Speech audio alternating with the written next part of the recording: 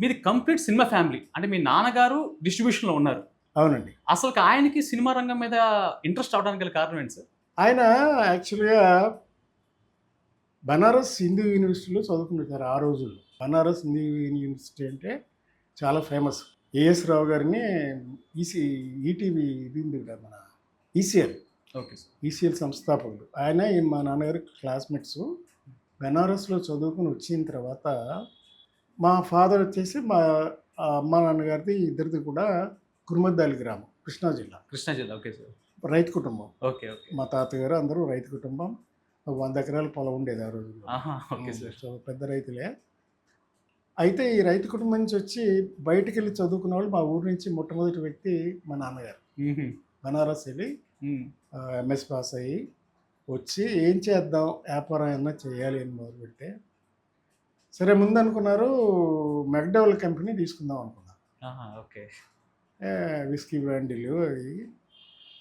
అప్పుడు మా ఫాదర్ వాళ్ళకి మళ్ళీ ఐడియా వచ్చింది. ఏంటి ఇంత చదువుకుని పైగా వాళ్ళు కమ్యూనిస్ట్ భావాలు ఉన్నవాళ్ళు. హ్మ్. హ్మ్. మా ఓకే సార్. నాన్నగారు చాలా యాక్టివ్ కమ్యూనిస్ట్. ఓకే. చంద్రరాజేశ్వరరావు గారు శిష్యుడు. ఓకే. సరే మనం వెళ్ళి ఇప్పుడు ఈ విస్కీ వ్యాపారాలు ఎందుకులే, హ్మ్. సినిమా వ్యాపారం చేద్దామని హుహు. సినిమా రంగంలోకి దిగారు. ఓకే. అలా స్టార్ట్ చేశారు మా ఫాదరు. 1947లోనే 'గౌతమ్ బుద్ధ' అని ఒక సినిమా, ఓకే. హిందీ సినిమా. హ్మ్. దాన్ని ఆంధ్రప్రదేశ్లో విడుదల చేశారు. హుహు. Okay sir. మొదటి సినిమా. అప్పట్లో ఆంధ్రదేశం అంతా ఒకటే డిస్ట్రిబ్యూషన్ ఆఫీస్. ఓకే. అంటే కొన్నే ఉండేవి పెద్ద పెద్ద ఆఫీసులు. నవయుగ, విజయ, చమ్రియ హ్మ్. ఇలా 3, 4 కంపెనీలే ఉండేవి డిస్ట్రిబ్యూషన్స్. అయితే అందులో నవయుగ పెట్టిన తర్వాత మంచి సినిమాలు హ్మ్. అంటే హ్మ్. రాజ్ కపూర్ గారి సినిమాలు ఫస్ట్ కొనుక్కొచ్చారు. ఓకే. 'ఆన్', 'ఆవారా' ఇలా అద్భుతమైన సినిమాలు రాజ్ కపూర్ గారి సినిమాలు. హుహు. 'జిస్ జేస్‌మే గంగా బహతీ హై' హ్మ్. ఆ హ్మ్. సినిమా రిలీజ్ చేయడమే కాకుండా విజయవాడలో 100 రోజులు ఆడింది. ఆహా! Okay sir. విజయవాడలో 100 రోజులు ఆడితే రాజ్ కపూర్ గారిని తీసుకొచ్చారు హుహు. విజయవాడకి. హ్మ్. తీసుకొచ్చి ఆ సభ అలంకార్ థియేటర్ అని విజయవాడలో ఆ! సార్. నవైగా వాళ్ళది అలంకార్ థియేటర్. ఓకే. ఓకే. అయితే అలంకార్ థియేటర్లో విడుదల చేయడం, అది ఘన విజయం సాధించడం, హ్మ్. ఆంధ్రదేశం అంతా హిందీ సినిమా హ్మ్. హ్మ్. అద్భుతంగా జనం చూసేయడం ఇలా జరిగింది. అలా స్టార్ట్ చేసిన ఒక సంస్థ ఆ తర్వాత అక్కినేని నాగేశ్వరరావు గారి సినిమాలు. హ్మ్.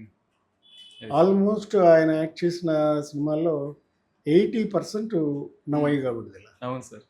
ఆ రోజు మీరు ఏ సినిమా పాత సినిమా చూసినా కూడా హ్మ్. హ్మ్. ఆ సినిమాలో నవయుగా విడుదల అని ఉంటుంది. ఆయన ప్రత్యేకంగా హోమ్ ప్రొడక్షన్‌గా ఫీల్ అయ్యేవారంట మీరు. అవును. అంత ఇదిగా ఉండేవారు. హ్మ్. అంత మంచి స్నేహితులు కూడా మా నాన్నగారును Akkineni Nageswara Rao garu. Yes sir. Almost Akkineni Nageswara Rao garu పెళ్లి చేసింది కూడా మా నాన్నగారండి. ఆహా! ఓకే. అంత అనుబంధం హ్మ్. వాళ్ళకి. హ్మ్. అలా స్టార్ట్ చేసి అలాగే మా నాన్నగారు వీళ్ళిద్దరు కలిసి దుక్కిపాటి మసూనరావు గారిని నిర్మాతగా హ్మ్. ఎంకరేజ్ చేద్దామని ఆయన పెద్దాయన. హ్మ్. హ్మ్. హ్మ్. ఆయన ఆయన స్క్రిప్ట్ చేయడం గానీ, సినిమా తీయడం గానీ అద్భుతం తెలుసు మీకు. దుక్కిపాటి మసూనరావు 'దొంగరాముడు', 'తోడికోడళ్ళు' యెస్. ఇలా అక్కినేని నాగేశ్వరరావు గారి సినిమా ఒకటి విడుదలైందంటే 100 రోజులు 200 రోజులు ఆ థియేటర్‌లో ఆడుతానే ఉండేది. హ్మ్. మళ్ళీ ఇంకో సినిమా రెడీ అయ్యే వరకు అదే సినిమా ఆడుతా ఉండేది. ఆహా! అంత ఓకే. అంత అంత సక్సెస్‌ఫుల్ సినిమాలు నిర్మించారు. హ్మ్. అన్నపూర్ణ పిక్చర్స్ హ్మ్. అని పెట్టి మొట్టమొదటి దొంగరాముడు తీశారు. హుహు. అది ఓకే. కేవీ రెడ్డి గారు డైరెక్టర్. హ్మ్. Okay sir. ఈ సినిమా కూడా మా నాన్నగారు ఆ అన్నపూర్ణ పిక్చర్స్‌లో మా నాన్నగారు పార్ట్నర్. ఆహా! ఓకే. అంత అనమాట. అంటే నవయుగాలో నాగేశ్వరరావు అయితే నవయుగ. ఆహా! Okay sir. అలా ఉండేది. మా నాన్నగారు కూడా ఇప్పుడు మా నాన్నగారి తర్వాత ఆ అన్నపూర్ణలో షేర్స్ కూడా నాకే ఉన్నాయి. హుహు. అవి ఓకే. నాకు రాశారు. ఈ సినిమాల ఇండస్ట్రీలో ఉన్నానని హ్మ్. నా పేరునే రాశారు. దుక్కిపాటి మసూనరావు గారు ఎన్ని సినిమాలు తీశారో అన్నీ కూడా అలాగే సక్సెస్ అయినాయి. హ్మ్. మా నాన్నగారు తర్వాత డిస్ట్రిబ్యూషన్ నుంచి సారథి స్టూడియో కొన్నారు. ఆహా! Okay sir. ఎప్పుడంటే అక్కినేని నాగేశ్వరరావు గారు చెన్నై నుంచి ఇక్కడికి షిఫ్ట్ అయిపోయారు. హ్మ్. హ్మ్. షిఫ్ట్ అయిపోతున్నప్పుడు ఆహ్, అప్పటికేంటంటే ఆయనే చెప్పేవారు తప్పేం లేదు ఇందులో. హ్మ్. రామారావు గారిని తట్టుకోవడం కష్టంగా ఉండేది. ఎన్టీ రామారావు గారికి బా బ్యాక్‌గ్రౌండ్ అంటే విజయ సంస్థ. అవును సార్. విజయ సంస్థ అంటే మీకు తెలియనిదేముంది? ఆ! పాతాళ భైరవి నుంచి అది చాలా పెద్ద ఐకానిక్ అన్నీ సంస్థ అది. 'మాయాబజారు' ఇలాగా ఇద్దరు కలిసి కూడా యాక్ట్ చేశారు చాలా సినిమాలు. హ్మ్. హ్మ్. రామారావు గారు, నాగేశ్వరరావు ఇద్దరు కలిసి యాక్ట్ అవును చేశారు. సార్. ఆ! ఇది 'మాయాబజార్' చేశారు, 'మిస్సమ్మ' చేశారు. హ్మ్. ఇలా విజయ సంస్థలో అంత పెద్ద సంస్థతో కాంపిటీట్ చేయడం కష్టమయ్యి, హ్మ్. పైగా అప్పటికి ఆంధ్రప్రదేశ్‌లో చాలామందికి సినిమా ఇండస్ట్రీ డెవలప్ చేయాలని హ్మ్. బ్రహ్మానంద రెడ్డి గారు. హ్మ్. వారు నాగేశ్వరరావు గారు స్నేహంగా ఉండారు. చెన్నారెడ్డి గారు. హ్మ్. హ్మ్. వీళ్ళంతా కలిసి ఆలోచించుకొని నాగేశ్వరరావు గారు హైదరాబాద్ షిఫ్ట్ అయ్యారు. ఆహా! ఓకే. హైదరాబాద్ షిఫ్ట్ అయిన తర్వాత ఇక్కడ స్టూడియో కావాలని. హ్మ్. అప్పుడు మా నవయుగ సంస్థ వచ్చి ఈ సారథి స్టూడియోస్‌ని హ్మ్. కొనేసింది. ఓకే. అప్పటికి సారథి స్టూడియో ఉంది. చల్లపల్లి రాజా గారిది. హ్మ్. హ్మ్. అది. అయితే వాళ్ళు అప్పుడు బిజినెస్ లేదు వాళ్ళు అని చెప్పి ఆయన క్లోజ్ చేయడానికి ప్రిపేర్ అయిపోయారు. హ్మ్. హ్మ్. చల్లపల్లి రాజా గారి అబ్బాయి ఓకే సార్. హరిశ్చంద్ర ప్రసాద్ గారని ఆయన. హ్మ్. సరే స్టూడియోని మా వాళ్ళు కొనుక్కొని దాన్ని సారథి స్టూడియోస్‌కి మా నాన్నగారు గుంటకల్ నుంచి హైదరాబాద్ షిఫ్ట్ అయ్యారు. హుహు. మేనేజింగ్ డైరెక్టర్‌గా సారథి స్టూడియో నిర్వహిస్తూ, ఆ సారథి స్టూడియోలో ఉన్న 2 ఫ్లోర్సు హ్మ్. మా నాన్నగారు కట్టినవే. ఆహా! ఓకే. 1964లో మేము హైదరాబాద్ షిఫ్ట్ అయ్యాం. Okay sir. ఓకే. అంటే 50 ఏళ్ళు పైనే అయింది. హ్మ్. 60 ఏళ్ళు, 60 ఏళ్ళు హ్మ్. అవుతుంది. హ్మ్. సో, అలాగా సినీ ఇండస్ట్రీలోనే కొనసాగాం. నాన్నగారు మేనేజింగ్ డైరెక్టర్‌గా ఉండగానే నాన్నగారు సినిమాలు ప్రొడ్యూస్ కూడా చేశారు. హ్మ్. చలం గారితో 'తోటరాముడు', ఆ! ఆ! సార్. 'ఓ బంగారు ఆ! వన్నెల సార్. చిలక' ఆయన, తర్వాత 'ఆత్మీయులు' హ్మ్. అక్కినేని నాగేశ్వరరావు గారు, వాణిశ్రీ గారు, హ్మ్. హ్మ్. దుక్పాటి మత్స్యరావు గారు, వి. మత్స్యరావు గారు డైరెక్షన్. అసలు వాణిశ్రీ గారు నాగేశ్వరరావు గారితో ఫస్ట్ పిక్చర్ అది ఆహా! Okay sir. హీరోయిన్‌గా. ఓకే. హీరోయిన్‌గా ఫస్ట్ పిక్చర్ వాళ్ళిద్దరి కాంబినేషన్ అదే హ్మ్. హ్మ్. 'ఆత్మీయులు'. హ్మ్. దాంట్లో 'ఆత్మీయుల్లో' విజయ నిర్మల గారు ఉంటారు. హ్మ్. మళ్ళీ చంద్రకళ గారు ఉంటారు. ఆ! సో, చాలా పెద్ద హిట్ పిక్చర్. 'ఆత్మీయులో' మంచి పాటలు ఉన్నాయన్ని. పెద్ద సూపర్ హిట్. దుక్కిపాటి మత్స్యరావు గారు ఆయన పేరు నిర్మాతగా ఉంటుంది. ఆ!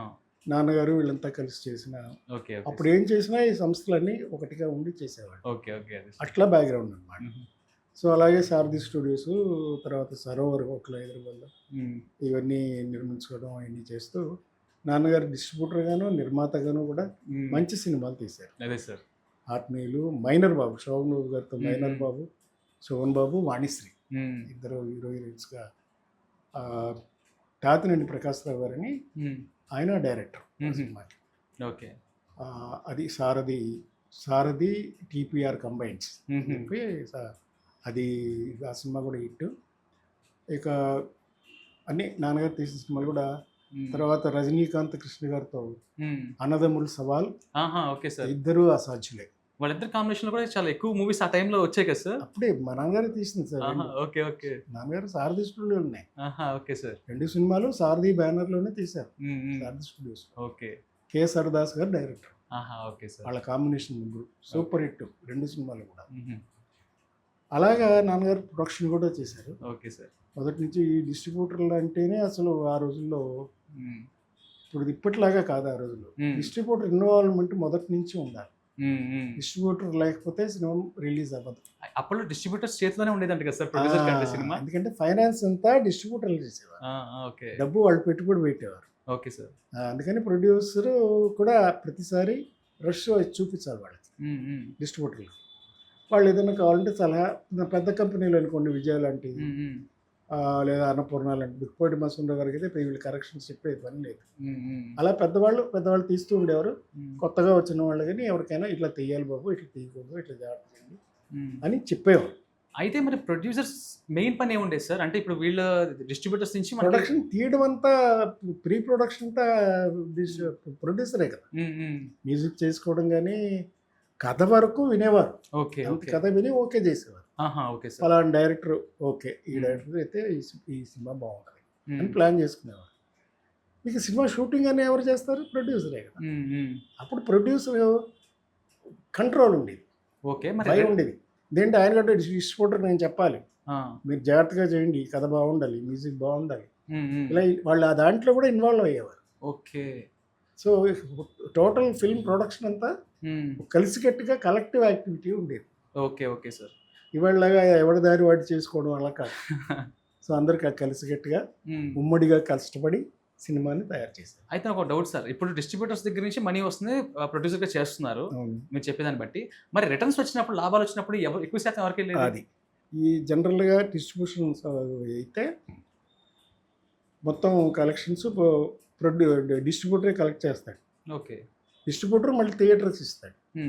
థియేటర్ వాళ్ళు వచ్చిన కలెక్షన్లో వాళ్ళ పర్సంటేజ్ వాళ్ళు తీసుకుని మిగతాది డిస్ట్రిబ్యూటర్కి ఇచ్చేస్తారు.